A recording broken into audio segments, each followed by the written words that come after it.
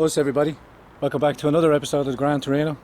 Delighted you could join me. Before we kick off, don't forget, press the like button, the subscription button and the little blue bell, and you'll be reminded of future conversations here in the Grand Torino. Delighted to introduce to you now another candidate running in the European elections, Dolores Cahill. Dolores, how are you? Well, thank you. Great to be here. Great to meet you. Thank you. Thank you for agreeing to come on to the show. Thank you for interviewing me. I'm currently going around at the moment trying to get as many different independent candidates and alternative voices a run on the platform. You're running as an independent. I'm running as an independent in South constituency, so I hope everyone will vote for me, Dolores Cahill. But I'm also chairwoman of a party that's not yet registered with SIPO called the Irish Freedom Party. So we submitted the applications in March 12th and we're still in the process of registering. So I'm chairwoman of the Irish Freedom Party, but I'm running as an independent because the party is not registered yet. Fantastic, thanks for explaining that. Now, some of my audience would already be aware. I covered your stream. It was a pretty abysmal recording. I do apologise because it was brilliant that the you were Wi-Fi. there. I want to thank the hotel anyway for accommodating us. Yeah. Either way, but the Wi-Fi was a bit bad, and regardless, this is your. I was fascinated by your speech that you gave because you had so many great strategies and ideas to resolve in so many what seems to be impossible projects that we're told. Yeah. Like Obama said, what's Trump going to do? He's going to have this magic wand and wave it, and lo and behold, a businessman gets in and does something and turns the levers the way they should and opens the valves. Exactly. So I suppose why I am standing for election is that for 20 years ago I set up a company, and I've been a university professor for 15 years and working in research for 10 years, so 25 years altogether. And from about 20 years ago, I've been advising governments all around Europe and globally, and I was on the Irish Government Advisory Science Council and multiply European and the European Union. And when I get involved in something, what mostly the governments do is write a report. But I say if we're going to solve something, you have to also write an implementation plan to how to figure it out. Mm-hmm. So I've spent the last 20 years or so looking at various sectors like housing and banking, and actually issues can be resolved. And when you go to countries or work with countries where the government is working with the people, you can actually get things sorted very quickly. So why I'm standing for the European elections is that I would either retire early from my job or take a career break and then dedicate the 5 years to building an Irish and global network to figure out how can we sort out banking, like community banking. There are actually ways that you can renovate houses. There are 65,000 houses that are empty, and we have 10,000 people where we're paying huge amounts of money living in hotel rooms. So the last 15 years in Ireland, when we look at the quality of life Irish people had and the amount of money that we had, and we all had jobs and there wasn't much national debt, to when you go on 15 years later, how we are the most indebted per head of population are Irish people, and that it looks like that actually the government is working more for the European Union first, and then for the banking system, and then for themselves, and lastly for Irish citizens. So I don't think in the last 15 years they have constructively addressed any major issue like the banking issue, the health issue and the housing issue. And I have decided to put my head above the parapet, and when I met Hermit Kelly, and I said to him that I would just volunteer to be in the background as a researcher or policy analyst, and then he very kindly asked me to be chairwoman of the Irish Freedom Party.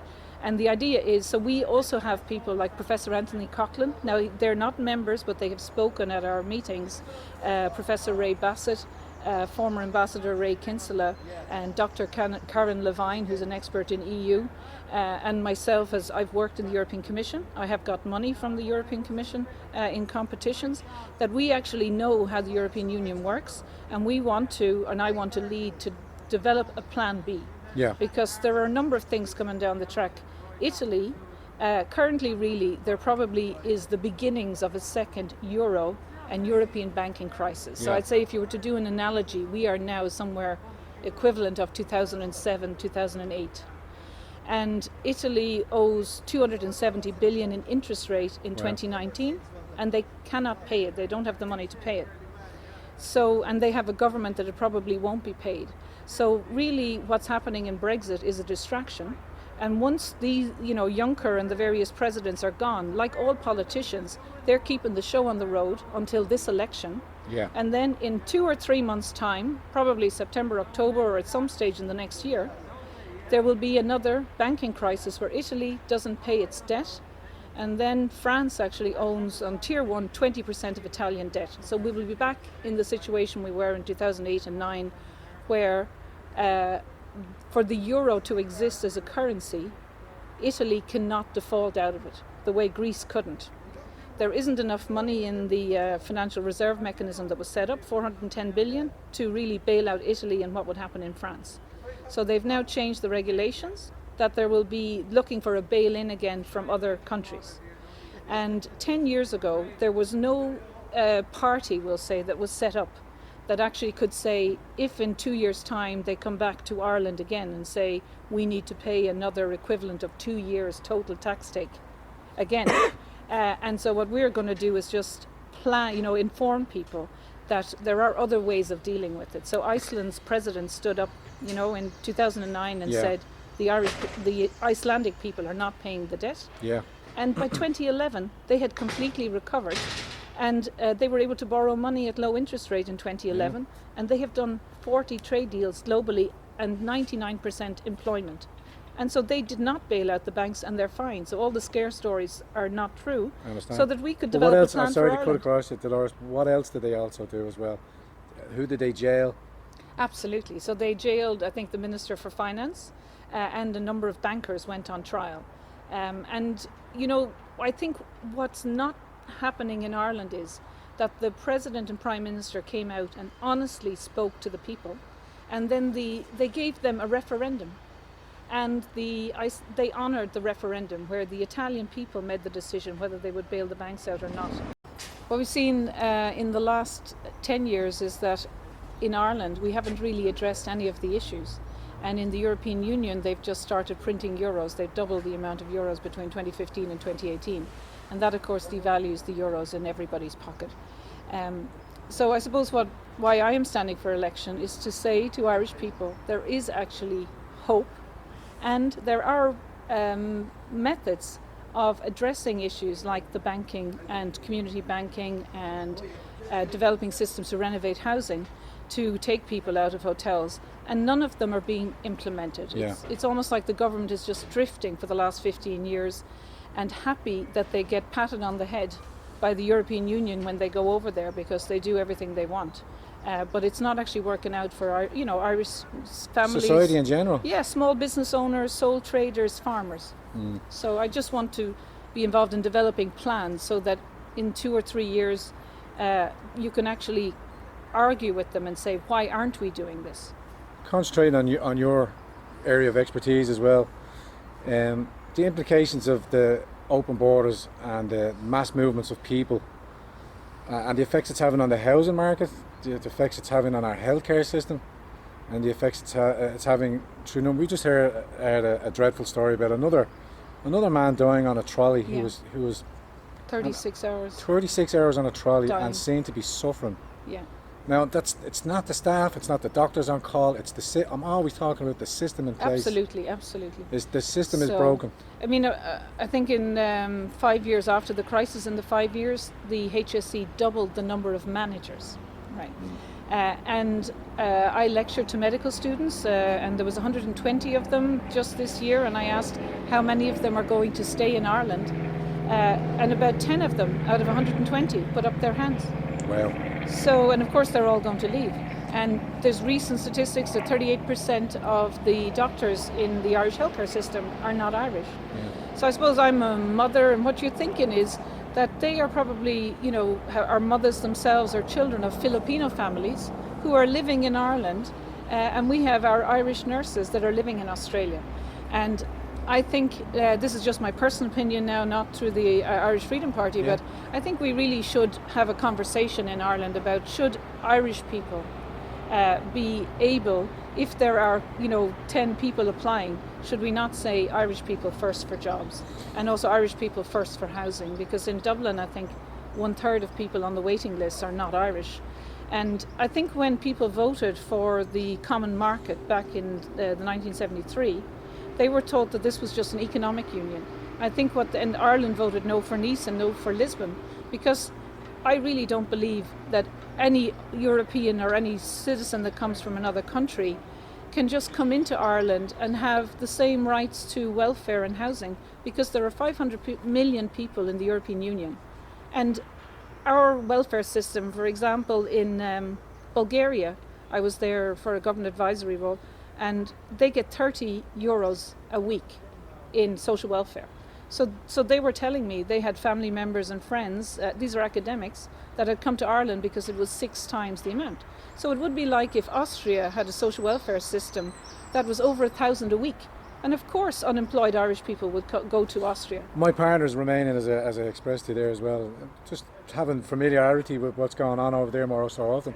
Their welfare payments are 200 a month. Yeah, exactly. 50 a week. 200 a month. Exactly. So even with the travelling expenses, parking out here, it's still in your interest to even claim and if the system is there in place, it's not the people's fault for taking advantage of it. Yeah. But if they're going to be taking their 200 a week. Yeah. So I suppose what I would like to do, it's very easy, and a lot of politicians do it, which is say there are issues, okay? So a very simple way to solve that would be, what Germany does, for example, is that you have to work for 2 full years before you become entitled to any social welfare system. So that would get rid of it, and I would say that Irish people, while there are Irish families and Irish people homeless, I think more than 27 people died, and there are 10,000 people in hotels, that we should be able to say as a country, and if I was elected, I would say that Irish people have the first rights to housing, full stop.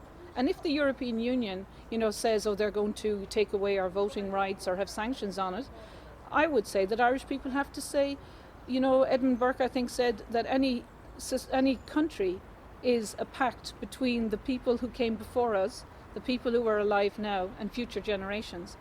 And I think society is a contract between the generations. Between the generations. And one of the things is, like, the Irish language, for example, is now 4th, right? So the most common language spoken in Ireland is English, and then Polish, and then Chinese, and then Irish. And I think we have a responsibility to protect our heritage and to protect our Christian culture, and to protect Irish people. And people are rightly, we had a suicide epidemic and we have an anxiety epidemic. And that is a natural reaction if you're in a society where you really can't get a job anymore because somebody else, if you have children, you have to have a house and pay everything associated with it. But if someone from another country, like I worked in Germany and lived, 8 people to a room, of course they can work for less. And that suits, of course, the globalists and big companies and people who are putting down wages. But it means that if you're someone who's trying to work and look after your family, the system is stacked against you. So I think we need to call it out and say, I think Irish families and Irish people should get houses first. Why do you think and I'm not just asking you just your personal opinion, why do you think there's such a timidity to broach even these kind of subjects, even to express that Irish people first? You know what I mean? And it leads on to the smear campaign that charges around. I can hold that plate and you can hold that plate. And you can have a diametrically opposing position. Well, what's the benefits of not putting Irish people first? Absolutely. So I suppose this is one of my first interviews, and I'm working as well. Hermit Kelly is standing in Dublin, and he's president of the Irish Freedom Party, and I am quite nervous even saying those sentences, and I know it probably will have repercussions. But I think if people don't stand up like me, and I probably will be called a bigot and a racist or whatever, but I have just been looking at the development of political correctness, and I would like to coin a word on your show today. I was thinking we should call it it's politicized speech. Yeah. So what it is, and it comes from the communist Marxist system through the Frankfurt School, postmodernism, critical theory, political correctness, and that is. The agenda behind it is to cow people down from actually openly talking about issues. So Orwell said those who control the present control the past, and those who control the past control the future. So what he's saying there is if you can manipulate the conversations that's happening now, you can rewrite history of how things were and put your own flavour on them, and then you can say that things are going to happen based on what's happened. So we see this all the time, where really there's an attack on men. So we have this, idea that it's toxic masculinity or whatever, as if men are intrinsically bad. Yeah. Sorry. And then we have where, I would probably be a first wave feminist, where I believe that that if there is actual discrimination, that should be ironed out. But what we have in a situation now is really men are being discriminated against. And this has also gone through in the universities. So they have a situation now where they say you have to have 50% women and 50% men in all careers. But the facts of the matter is, worldwide, you have a preference for women for going into nursing and caring professions, and men for going into roles like engineering. So if you have 85% engineering in males, that's not discrimination, that's professional preference. But under this political correctness agenda, you're not really allowed to say that there is a biological or intrinsic difference between men and women, and therefore you're not allowed to admit that men and women have different preferences in careers, and also that women sometimes choose to take time out from their career to look after their children, and that makes them happy. So part of this political correctness is that we are really prohibited from saying things that are just common sense. Leading on from that, we're down and we'll drift. Let's bring it back to the campaign. Give me your thoughts on RTE, given only the candidates, say 6 or 7 of the candidates out of a potential 17 in the region, and elevating them and giving them preferential treatment. What's your thoughts on that? So I suppose I was shocked. So to think that, they're in the 1 month of the campaign, the opportunity they have given under their criteria is that if you're independent, you're non-party and you're new, and you haven't previously stood at the last election, we had a 1-minute recorded interview and then about 30 seconds on the news at 1, and that 1 minute is going to go out on prime time. So when I read that email last week, I wasn't sure what to do about it. I was shocked, because really it's discriminating against people who are new, whereas if you were in a political party, you could participate in the debate. And in the South constituency, there was a Fine Gael on the News at 1-hour debate, and he was new, had never been elected in Ireland before. He had been elected in Northern Ireland, but he got 1 hour on TV because he was in a political party. Shocking. So I then, just went to a solicitor to see how much would it cost to take an injunction, and I know other people, Ben Gilroy and others, have taken it. So what was very revealing is that, say, if I was to take that, it would have cost me in the region of 15,000-20,000. Wow. And if I had taken it against RTE, they could have, said their costs were in the region of 30,000. Now, I decided not to go ahead with it because I'm just a normal person. Yes, of course, yeah. But then I went in actually that day to the Broadcasting Authority of Ireland, and to be fair, they were very helpful. They gave me their Rule 27 codes, and they just say, in general, that there should be balance, okay?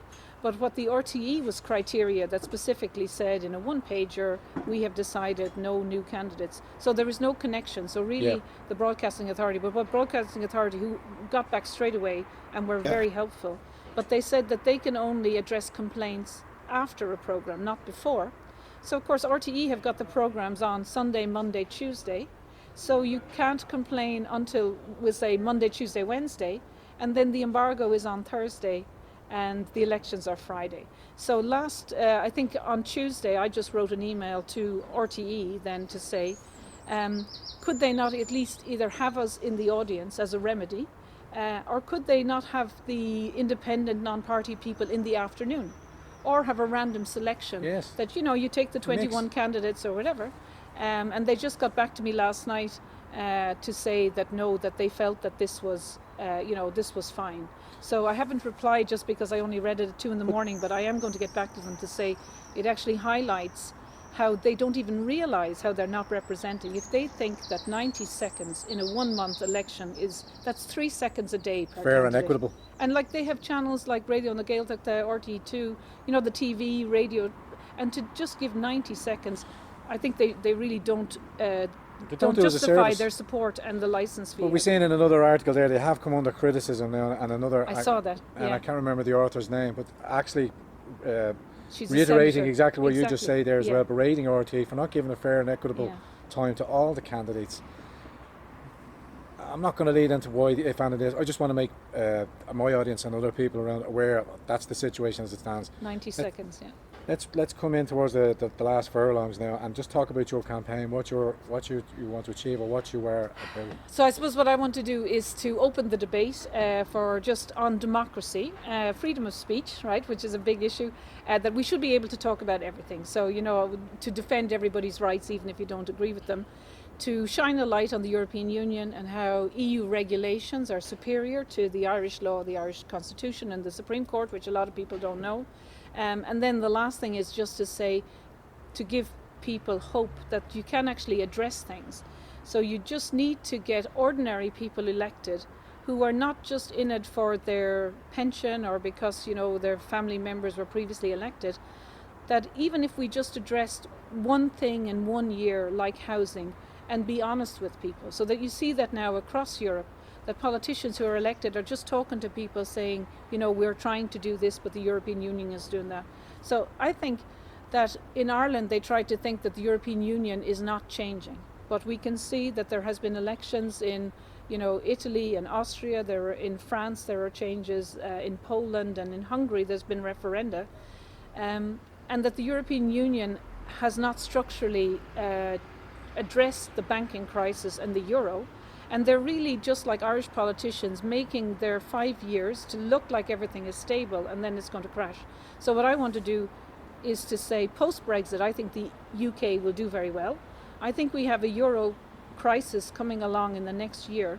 And part of, with Herman Kelly and Irish Freedom Party, is we want to have a common in Ireland so that if we're back like in 2008-9 again, that Irish people will have the opportunity to say, even if you just as a one-off say, we would stand candidates everywhere, ordinary people get elected and say no, when the next banking crash comes in the next year or two, we are not going to be ripped off again and pay, private banks with our pensions and our taxpayers' money.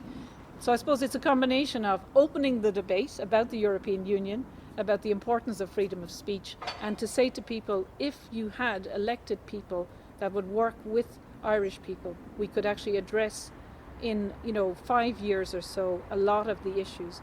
And I think it might take 20 years for the Irish people to be informed that the European Union is probably sucking and hollowing out Irish society. And I think we work probably 2 days a week to pay for the combination of the regulations, the fines for the regulations. Our interest rates on small business here are 5 times higher than Germany. So as if you're a small business owner over 10 years, you pay back 64,000 over 10 years, when in Germany as a business owner you'd only pay 10,000. So we've been ripped off with interest rates. We have the huge banking debt, the 84 billion or 85 billion, 64 billion, which we're paying a high interest rate. So I think probably 2 days a week of all of our taxes are just going to pay the EU. The Commission make the laws, they are unelected, and most of these regulations involve people coming in to say you have to, if you're a bus driver, you have to be recertified every year, or if you have, a certain detector, it has to be done, when it's really over the top, and overnight it creates a market for these companies. We would come from that, from a similar trade as well, as not even site inspectors, because you very rarely see them, coming up to fire regular safety standards, and we see these apartment blocks now being recalled and people being turfed out. I know. And their mortgage is still being foisted upon them, but have no tangible asset to offset that. Even when the contract that they signed, the mortgage agreement, I know, it's gone, is a nonsense as well. And I suppose I come from a farming background in Tipperary, and the regulators can come into farmers with no notice, and then I was told a story yesterday by someone I met in the constituency, that they came onto a farm and said there were 2 cattle more than should be under some regulations in the field, and he was fined, and then fined the farmer for thistles. And then another restaurant owner said there are 16 agencies that can come in and inspect them. And of course they might change, the sink or whatever. It doesn't really bear any impact. What they should be testing is the food healthy and is it safe, as opposed to, so, the regulations are really a money making. They're not coherent, and they're just a burden because it's fines. So it's all about enforcing the regulations in the end, Perfect. Okay, Dolores, Thank you very much. I'm going to wind it up there again. Hope people will vote for me. No, absolutely. I encourage you. As I said to all the people and all the candidates, I'm not telling you what to vote. I'm just giving these people some more exposure. And people are ringing me up. More candidates are ringing up, so you will see more You'll see some more interviews going forward. Give these candidates some more airtime, unless RTE acquiesces and reverses the decision and does something drastic. And thank you very much. And I also want to say, and I'm guaranteeing that there'll be a further conversation between yourself and myself, Great, because I know you've got more inputs on community banking and other great ideas. Yeah. So I want to invite you back onto the show Small pretty business, soon. Let's get this. I'd be delighted. Let's get this campaign, and I wish you the And very best of luck Thank you for with giving me the it. opportunity. My first interview. I hope you enjoyed it. My first time. I enjoyed it. Thanks very much. So with that, ladies and gentlemen, I want to thank you for joining us in this conversation, and don't forget, press the little blue, press the like button, press the subscription button and the little blue bell, and you'll be reminded of future conversations on the Gran Torino, and we'll see you again on the next one. Us.